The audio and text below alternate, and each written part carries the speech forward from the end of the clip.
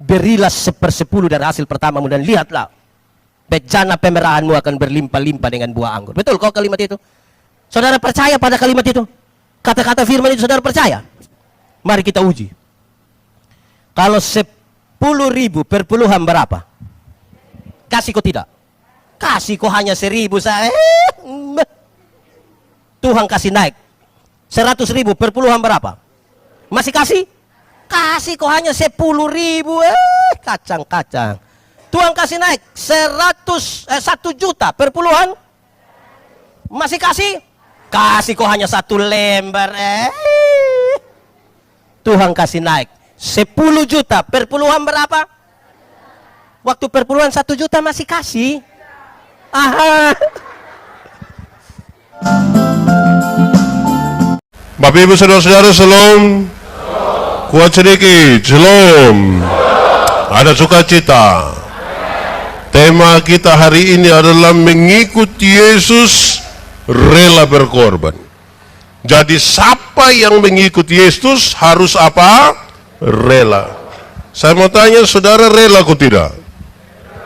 Berani berkorban kok tidak? Yakin? Terlalu yakin atau yakin saja? Terlalu yakin. Luar biasa orang di Kiutinu ini memang. Terlalu. Saudara-saudara, coba ingat. Kapan terakhir kalinya saudara kasih keluar uang dalam jumlah yang sangat banyak? Kapan terakhir kali saudara kasih keluar materi yang sangat banyak? Sapi 10 ekor lepas, uang 10 juta lepas. Kapan terakhir kali? Pernah kok? Renungkan saja. Tadi kan saya mulai saudara bilang rela ini. Masih rela kok? Saya lihat suara mulai turun sedikit. Itu dia pun masalah. Tapi direnungkan. Anggaplah ada satu kali anak-anak sekolah di Kupang minta uang 20 juta. Saudara langsung jual sapi 3 ekor, kasih semua. Pernah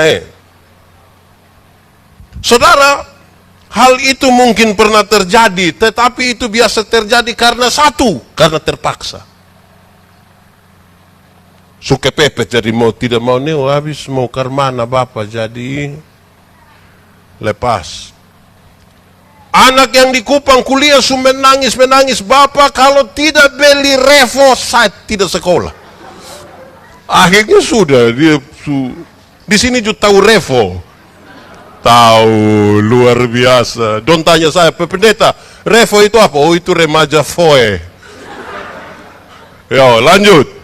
Saudara-saudara, kadang-kadang kita memberi itu ya karena sudah terpaksa, sudah kepepet, sudah tidak mungkin melarikan diri lagi, jadi memberi. Tapi juga ada yang bisa kasih keluar uang dalam jumlah yang banyak karena itu akan dijadikan modal. Dia hitung-hitung kalau dia kasih keluar 10 juta sekarang, 1 tahun kemudian dia dapat 100 juta. Berani kasih keluar. Tetapi saudara, coba kita lihat dalam pengalaman hidup berjemaat, memang ada orang yang dia memang suka memberi. Pokoknya mau lelang berapa dia ambil semua. Habis baru pusing dan bendahara cari. Dia ambil. Ada yang dia memberi tidak tanggung-tanggung, mau berapa banyak pun dia akan memberi. Saudara, tolong jawab pertanyaan ini. Saudara ikut Tuhan Yesus itu mau senang atau mau susah? Ikut Tuhan Yesus mau senang atau susah? Senang atau susah? Susah atau senang? Saya lihat saudara tidak yakin ini. Ikut Tuhan Yesus mau senang atau susah? Coba yang bilang susah angkat tangan. Coba yang bilang senang angkat tangan. Oke, terima kasih. Pertanyaan lanjutannya adalah, ikut Tuhan Yesus itu mau terima atau mau memberi? Mau dapat atau mau kasih keluar? Memberi atau menerima? Woi, memang rumit juga untuk jawabin. Tapi satu saat saudara ada 2 orang dan berdoa kepada Tuhan minta karunia. Ternyata waktu dong sampai di Tuhan karunia tinggal 2. Satu karunia memberi, satu karunia menerima. Orang yang pertama cepat-cepat angkat ambil karunia menerima. Berarti tinggal karunia. Orang kedua itu sedikit ragu-ragu, tapi sudah kau tinggal satu, dia ambillah karunia memberi. Setelah itu mereka berpisah. 20 tahun kemudian mereka ketemu di satu persimpangan jalan di kota besar. Di lampu merah itu, yang itu hari dapat karunia memberi, dia sementara naik oto, mewah, duduk di muka, mantap, gaya sekali. Yang punya karunia menerima, dia duduk kok minta-minta di pinggir jalan. Jadi waktu dong dua baku lihat begini, yang itu hari ame karunia menerima, dia bilang, wah, itu hari kan kamu dapat karunia memberi, kenapa sekarang kamu lebih kaya dari saya? Orang ini jawab bilang begini, karena saya dapat karunia memberi, Tuhan Allah tahu saya harus selalu memberi, maka tiap hari Tuhan berikan kepada saya untuk saya beri. Engkau kan karunia menerima, jadi tiap hari di mana hanya bilang, tolong, hidup terlalu susah. Saya mau tanya, di QTNU lebih banyak karunia menerima atau memberi? Di QTNU paling banyak karunia memberi atau menerima? Menerima. Oke, itu kira-kira pengantar khotbah itu begitu.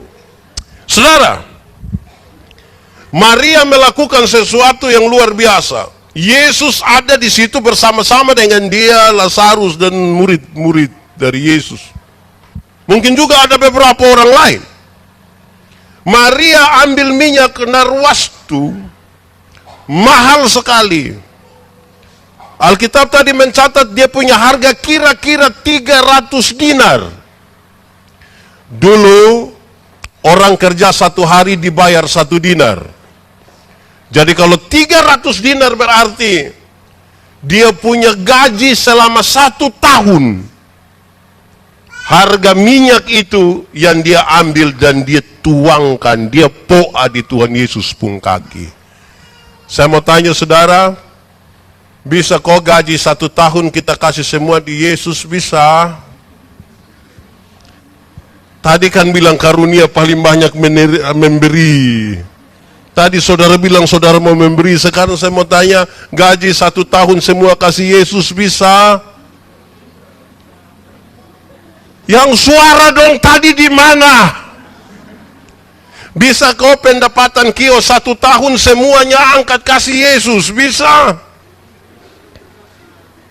Weh, ini berat, sebab di mana hartamu berada, di situ. Saudara tahu, dia bukan saja kasih dia punya uang.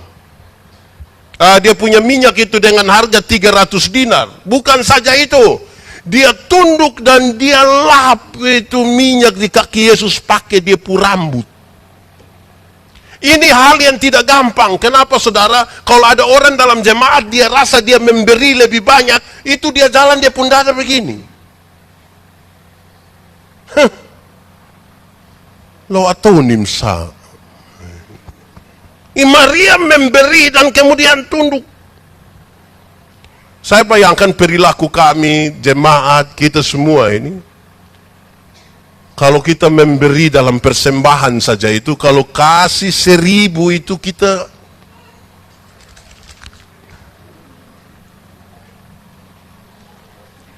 Kalau 50.000 masih berani bungkus begini.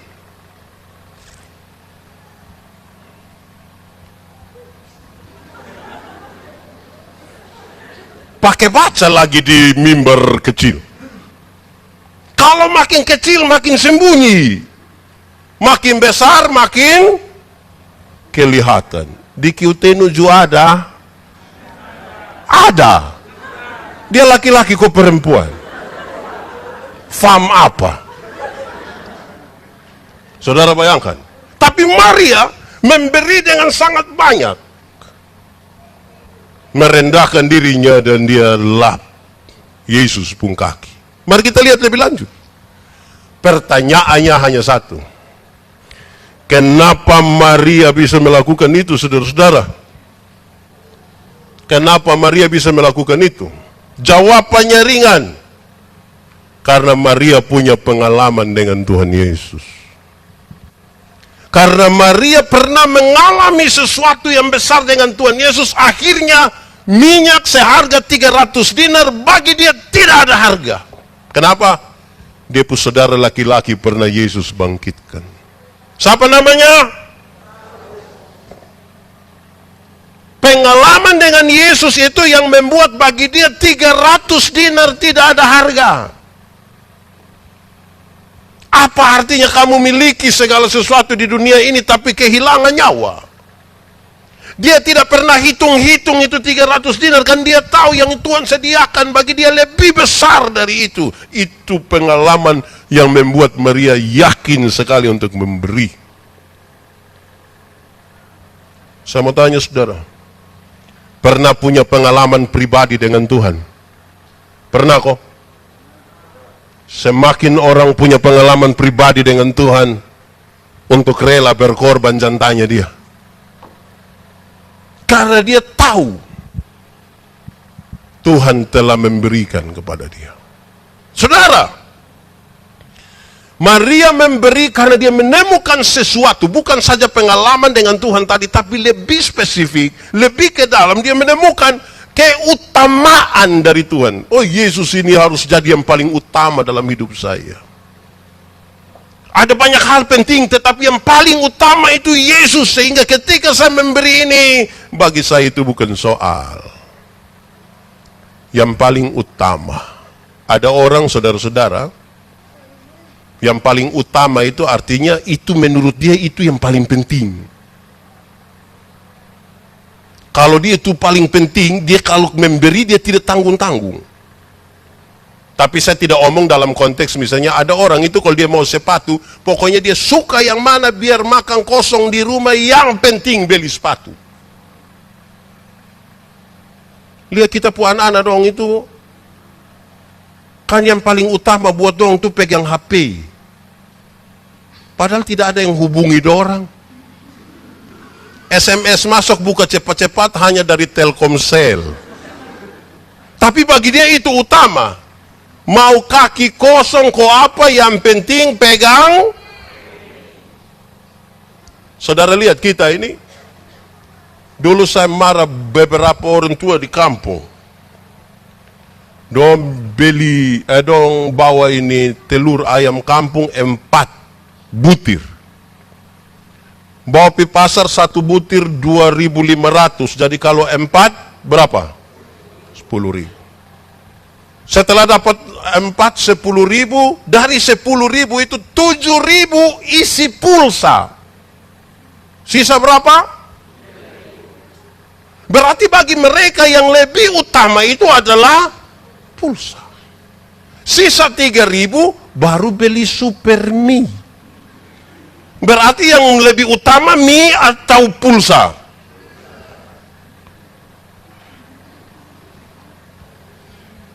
Itu yang saya marah dorang. Saya bilang saya heran deh mama dong ini. Bawa telur ayam kampung, pergi hanya beli super mie. Padahal di super mie itu hanya ada gambar telur. Bagaimana kamu bawa telur asli untuk beli gambar telur? Itu aneh itu. So gambar telur lain setengah. Tapi dia jual telur asli untuk beli telur palsu. Karena dia mau beli pulsa. Yang utama mana sekarang? Pulsa. Di QTNU ada? Ada. Itu anak-anak kok orang tua? Orang tua juga. Woi, siapa pu istri? Saudara lihat, dia menemukan keutamaan. Yesus paling utama dalam hidup ini. Kalau kita tidak pernah berpikir Yesus utama, jangan bicara tentang memberi. Orang-orang percaya di dalam Tuhan itu memberi bukan untuk pancing kau dapat. Kita bukan memberi supaya kepadamu diberikan banyak, tetapi kita memberi karena Tuhan lebih dahulu memberikannya buat kita. Amin kok. Siapa yang tidak pernah dapat apa-apa dari Tuhan? Coba angkat tangan. Saudara bayangkan kalau kita masih bisa hidup pagi hari ini saja, itu tanda Tuhan bekerja dalam hidup kita. Ada orang yang tidur dia tidak sempat bangun, tapi kita masih sempat bangun ini pagi. Bayangkan kalau tadi malam Tuhan pimana begitu terus dia lupa kok tidak kasih bangun kita yang pagi. Ini pagi siapa kubur siapa? Tapi Tuhan masih kasih kita itu. Tuhan masih kasih kita berkat-berkat di saat orang masih susah makan, jagung masih ada di mana-mana. Jadi kita memberi karena Tuhan sudah lebih duluan memberi, bukan untuk pancing berkat baru, bukan. Saya suka bilang begini, saudara-saudara. Anggap saja beta dan bab tua ini kami dua tidak saling kenal. Kami dua tidak saling kenal, jadi dia tidak tahu saya siapa, saya tidak tahu dia siapa. Terus saya dapat bab tua pun nomor telepon, saya telepon dia. Kakak, sebentar malam jam 12 bisa ketemu saya di kantor camat. Kok kira-kira bab tua mau ketemu kok tidak? Mau kok tidak? Tidak mau. Bab tua ada ayam satu di rumah, kami dua tidak kenal, tapi dia rumah, kira-kira dia mau kasih saya itu ayam kok tidak? Tidak mau. Saya rubah pertanyaannya. Saya mau kasih bab tua oto satu, kira-kira bab tua mau kok tidak? Mama dan tahu. Saya kasih bab tua oto satu Pajero Sport, harga kira-kira 1 miliar. Waktu bab tua dapat itu oto baru dari saya, ada perubahan perilaku dari bab tua ke saya kok tidak? Saya telepon dia jam 12 malam, datang kok tidak? Sapi dia rumah ada ayam satu, dia kasih kok tidak? Sapi juga kasih. Karena dia tahu bahwa dia telah mendapatkan sesuatu dari Tuhan. Biasa orang yang makin sekikir itu kan dia rasa dia tidak dapat apa-apa dari Tuhan. Yang makin sekikir itu kan dia rasa dia kerja ini bukan Tuhan yang bantu, kok dia kerja sendiri. Nah, kapan Tuhan bantu kita buka kebun? Kapan? Kapan Tuhan bantu kita kopi kok tanam jagung? Ada kok. Jadi dia pikir dia yang kerja, untuk apa memberi bagi Tuhan? Tidak penting. Mari kita lihat sekarang Yudas. Di sini ada yang nama Yudas. Ada kok tidak? Tidak ada. Ini nama Yudas, ini setiap kali sebut ini nama apa yang ada dalam saudara pemikiran. Ini ada bayi baru yang ini hari dibawa ke gereja, dia pun nama Justin.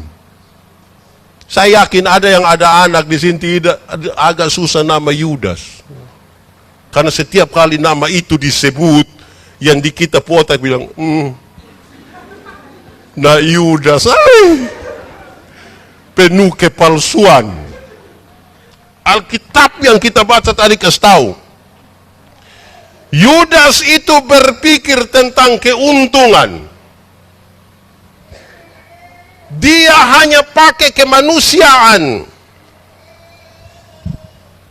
untuk mendapatkan keuntungan.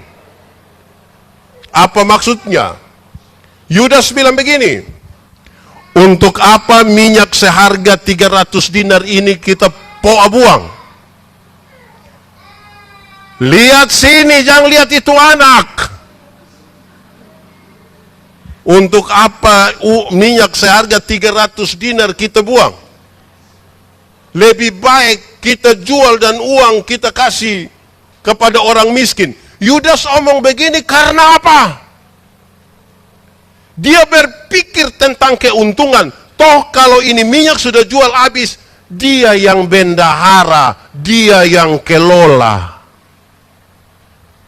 Kelola uang banyak ini juga baik. Saudara pernah dapat kok tidak? Pernah rasakan, pernah dengar kok tidak, kalau orang kelola uang itu, buku harga 7,5 sama dia omong deng aci kok taruh 10.000. Pernah kok, pernah dengar? Atau sendiri bikin? Itu dia pun nama panggilan Yudas. Karena dia kelola uang itu kepentingannya dia pun diri. Mas masa kok buku 7.500 dia bikin 10.000?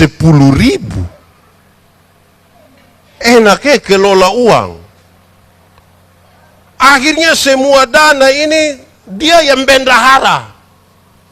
Dia yang tahu semua, termasuk tahu semua harga. Ini kita bisa bahaya ini. Semoga di Kiutenu ada. Karena kita berpusat pada diri sendiri, berpikir seperti Yudas. Nama tidak mau nama Yudas, tapi berpikir seperti Yudas. Itu mau rela memberi bagaimana? Karena yang dia pikir adalah keuntungan sebesar-besarnya. Pembacaan tadi kasih tahu, Yudas seorang pencuri. Dia perampok. Tapi dia tidak bikin ketekun orang. Dia tidak rampok orang pembangunan, dia tidak pirampok orang purumah, dia tidak di mana-mana.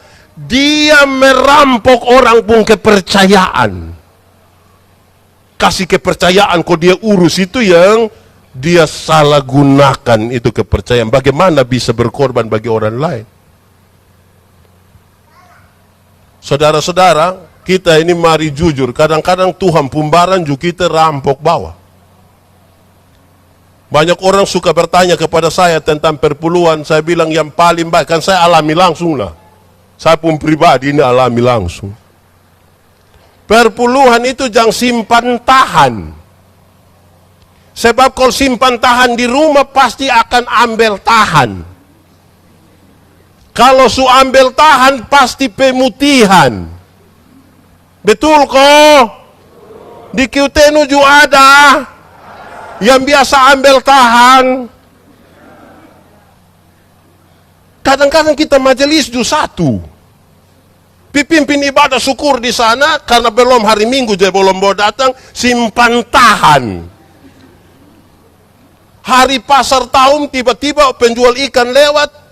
Bapak ada cerita dan pendeta di situ, mama sudah terlanjur ambil ikan. Jadi mama dari belakangnya,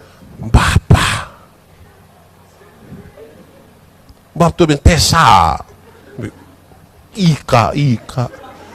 Jubab tua bilang, ambil tahan. Ambil tahan yang mana? Yang tadi malam.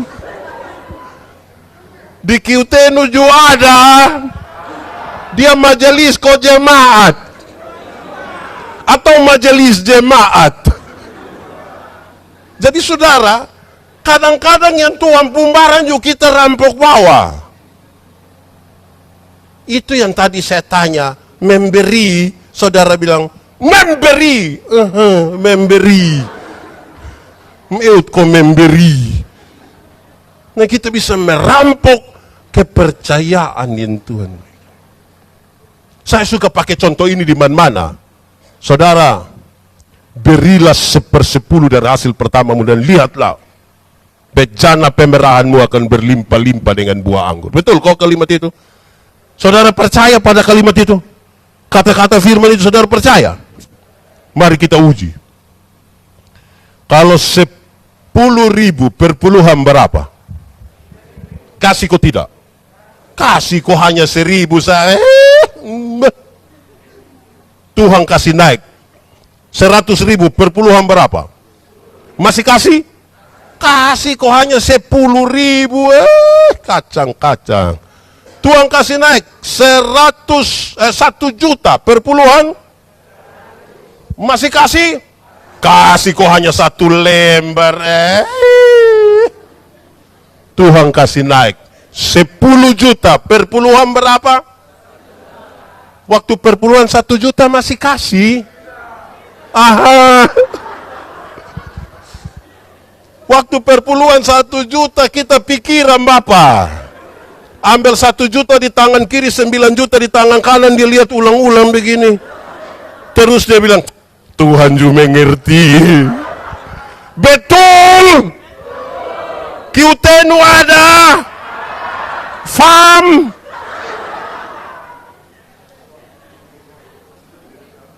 Jadi saudara tahu, kita tidak mau nama Yudas, tidak mau seperti Yudas, perilaku kita persis Yudas.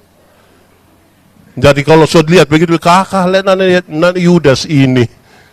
Baik, saudara lihat Tuhan Yesus dalam pembacaan tadi. Saya kira Tuhan Yesus menjadi tokoh kunci dalam pembacaan tadi. Saudara-saudara, dalam budaya Yahudi, saudara-saudara, pengurapan itu sangat terkait dengan sebuah suasana pesta. Suasana sukacita di mana orang kumpul menikmati, makan, minum, dan mungkin berpesta pora, makan dan lain sebagainya, menari.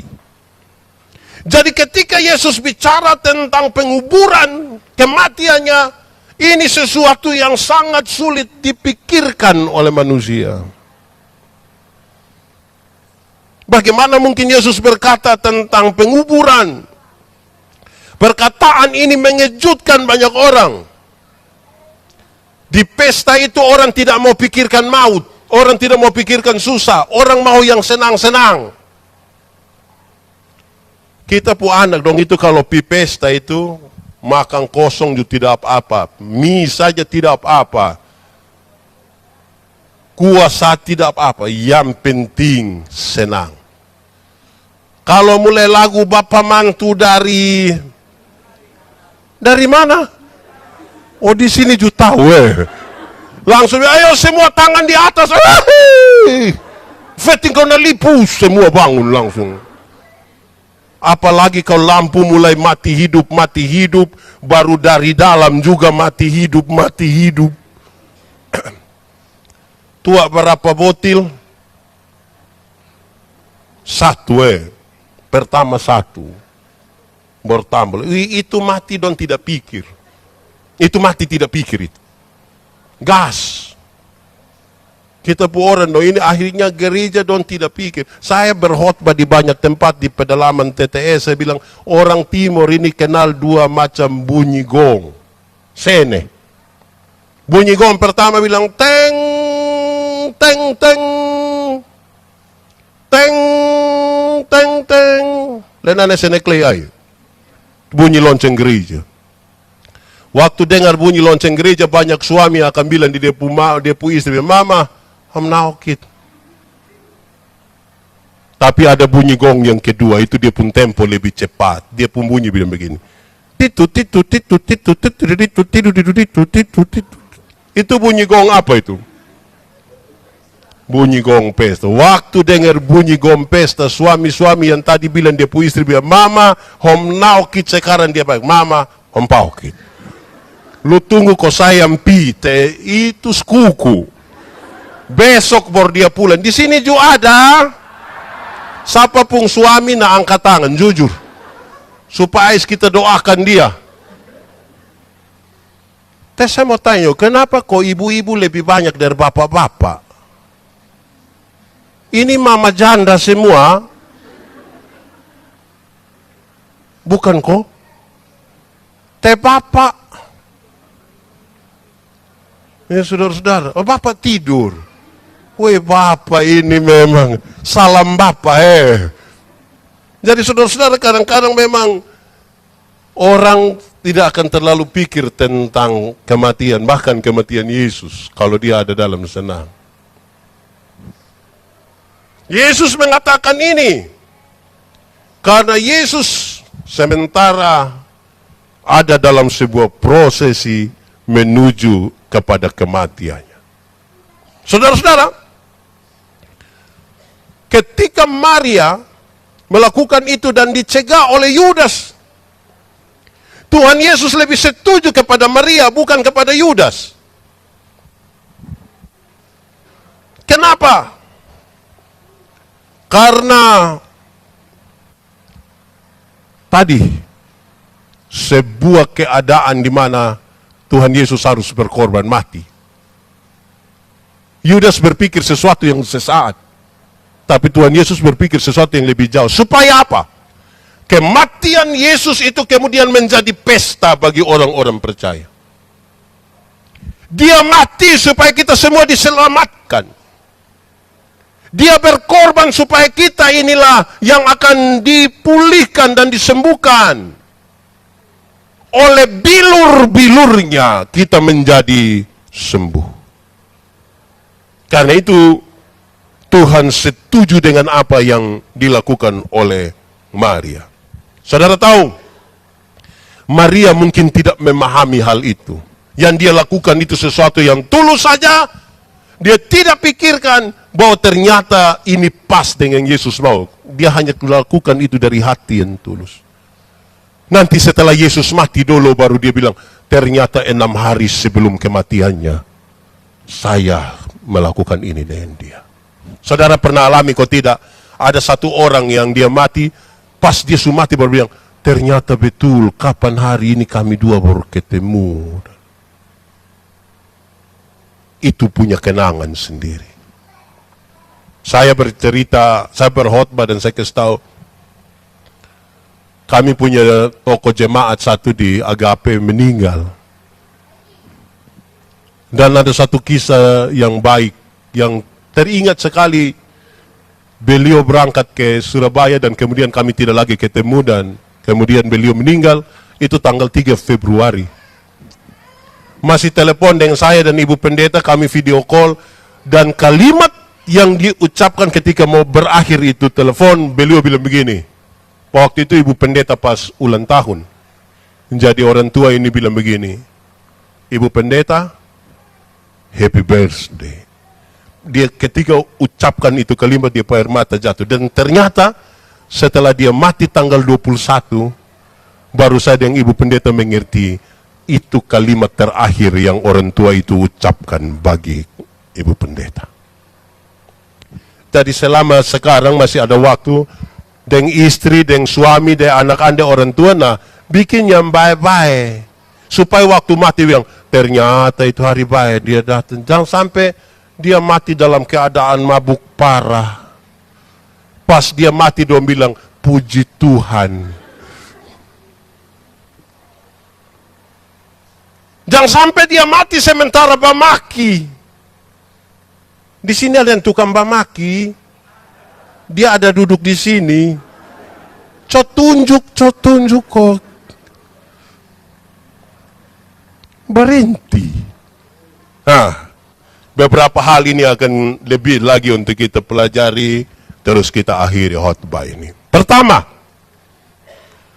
saudara-saudara, mengikut Yesus berkorban bagi Tuhan. Rela berkorban. Mengikut Tuhan itu rela berkorban. Pertama, bukan saja mengorbankan materi, uang, tetapi merendahkan diri sekaligus. Maria taruh itu minyak, tetapi dia mau tunduk untuk lap pakai dia pun rambut. Mahkota dia pakai. Merendahkan diri. Memberi kalau tanpa merendahkan diri, itu urusannya hanya soal material, hanya soal uang. Dia bisa ukur orang dengan uang. Semua hanya tentang uang. Ada uang di mana dan dia pi. Kalau uang tidak ada, dia tidak pi. Ada makan di mana dia pi. Tidak ada makan, dia tidak pi. Karena ukurannya materi. Tapi kalau dia pakai merendahkan diri, itu baru betul. Karena semua orang bisa memberi, tapi tidak semua orang bisa memberi dengan merendahkan diri. Karena makin besar yang kita beri, kita makin pukul dada untuk kasih tunjuk siapa kita. Jadi memberi dengan merendahkan diri itu harus satu paket, supaya tidak boleh ada orang sombong, apalagi dalam gereja. Saudara bawa hasil, hulu hasil, datang ke sini, taruh di sini, taruhlah dengan kerendahan hati. Jangan dengan kesombongan. Sebab kalau kesombongan, ini Pak Manobe punya, ini Pak Sapa punya, terus Manobe korek ame satu bilang, dompun jagung itu kurang. Yang saya punya itu, itu dia pun nama makam puji. Di sini juga ada, yang tukang makam puji ada. Suruh dia berhenti. Karena memberi tidak bisa pukul dada, harus merendahkan diri. Itu pertama. Kedua, penyembahan itu Tidak boleh dibandingkan dengan pelayanan sosial. Saudara lihat, yang Maria lakukan itu, dia lakukan dalam kerangka penyembahan, liturgis. Yang dipikirkan oleh Yudas adalah pelayanan sosial. Baik juga, pelayanan sosial bukan tidak baik, baik juga. Tetapi sengaja saya pisahkan hal ini supaya kita paham. Ada orang itu yang untuk gereja dia pemalas. Tapi untuk bilang mari kok kita pitolong orang di sana dia siap. Ada yang hanya gereja saja dalam penyembahan, tapi untuk tolong orang tidak pernah. Nah, ini tidak bisa. Dua hal sama-sama penting. Penyembahan dan pelayanan sosial. Itu penting. Kita ini kadang-kadang kita tidak tolong orang. Saya paling jengkel itu ya, mama masih hidup, don tidak piko bawa ame beras sedikit, padahal don dekat benak kok. Nanti mama mati baru don bawa babi besar satu. Itu ju utang. Sampai sana sengaja pukul babi pun perut kok babi. Suruh diam. Menangis apa? Perhatikan tidak, tapi mau kok orang ketahui, itu tidak baik itu. Saya ingin sampaikan pada kita saudara-saudara, penyembahan kepada Tuhan itu sesuatu yang sangat penting, yang berjalan bersama-sama dengan pelayanan terhadap kemanusiaan. Tuhan Allah kan kita tidak dapat lihat. Bagaimana yang kelihatan saja engkau tidak mampu untuk melayani dia, apalagi yang tidak kelihatan. Karena itu tidak bisa, tadi punya kita dan poin pertama, tidak bisa ada orang sombong, apalagi kalau dia sombong secara rohani, tidak bisa. Kita diminta untuk rendah hati, supaya kita bisa berjumpa dengan orang-orang, dengan banyak orang, dan kita rela untuk melakukan itu, sebagaimana Yesus. Yang ketiga, yang terakhir, saudara. Tuhan Yesus berkorban supaya kita menjadi umat tebusannya. Jadi kalau ada orang miskin, tolonglah dia. Jangan manfaatkan dia. Kalau ada orang susah, tolonglah dia. Jangan manfaatkan dia. Kadang-kadang kita tidak ketemu di ini hal ini. Kita manfaatkan baik orang pun miskin, orang pun bodoh. Supaya kita yang dapat lebih. Ada orang yang memelihara dengan baik orang lain punya kemiskinan dan orang lain pun kebodohan. Biar di ini kampung miskin semua, biar di ini kampung bodoh semua, supaya kalau ada pemilihan apa-apa hanya dia sah, hanya dia sah. Itu tak salah itu. Tuhan berkorban itu supaya kita ini ingat juga orang lain. Jangan manfaatkan orang. Ini dong picek, jual batu mangan ini, harga mahal, madon datang angka ame ini dong kasih, woi ini apa jadi 100 rupiah 1 kilo. Ini kita manfaatkan orang ini. Ini sudah bikin tak salah ini. Jangan manfaatkan. Lakukanlah sesuatu dengan tulus, dengan baik, penuh kerendahan hati. Berkat-berkat itu Tuhan kasih yang kita. Lakukan itu dalam persekutuan dan penyembahan yang benar. Mazmur 133 bilang begini, sungguh alangkah baik dan indahnya kalau orang bersaudara hidup rukun bersama-sama, karena kesanalah Tuhan perintahkan berkat. Kadang-kadang kita bergaya, sombong dengan sesuatu yang Tuhan kasih. Yang RT dia pu suami tapi suruh panggil dia mama RT. Oh, itu sombong. Yang kepala sekolah dia pu suami, tapi suruh panggil dia ibu kepsek. Lama-lama dia tanda tangan rapor. Biasakan diri supaya apa yang Tuhan berikan itu sudah. Tidak usah terlalu. Kadang-kadang kita terlalu bikin diri inti. Sampai tidak boleh ada orang lebih hebat lagi dari kita. Padahal kita ini bukan siapa-siapa. Amin kok. Di QTNU ada yang terlalu bagaya. Wih, memang merendahkan diri itu bukan perang lawan orang lain. Itu perang lawan diri sendiri. Orang lain kita bisa kasih kalah, tapi belum tentu kasih kalah diri sendiri. Belum tentu. Banyak orang bisa berlomba-lomba ingin mengatur orang lain, tapi belum tentu dia bisa atur dia pun diri sendiri. Banyak orang bisa mengajarkan kebaikan kepada orang lain, tetapi belum tentu mengajarkan kebaikan bagi dirinya sendiri. Dan karena itu pelajaran-pelajaran dalam kitab suci termasuk pembacaan hari ini mau menolong kita semua. Supaya sadar Tuhan Allah yang luar biasa saja mampu merendahkan diri dan rela. Saya mau tanya saudara. Menurut saudara Tuhan Yesus bisa lawan itu orang dong yang tangkap dia kok tidak? Terlalu bisa. Tapi dia merendahkan diri. Kenapa? Ada misi, ada kerja Tuhan di situ yang membuat dia harus ingat, tahan engkau pun diri untuk kemuliaan Allah. Supaya manusia ini bisa diselamatkan. Saudara, kehendak kita itu hanya boleh dijalankan kalau pas dengan kehendak Allah. Kalau tidak nanti kita akan cenderung memanfaatkan orang lain kesempatan itu.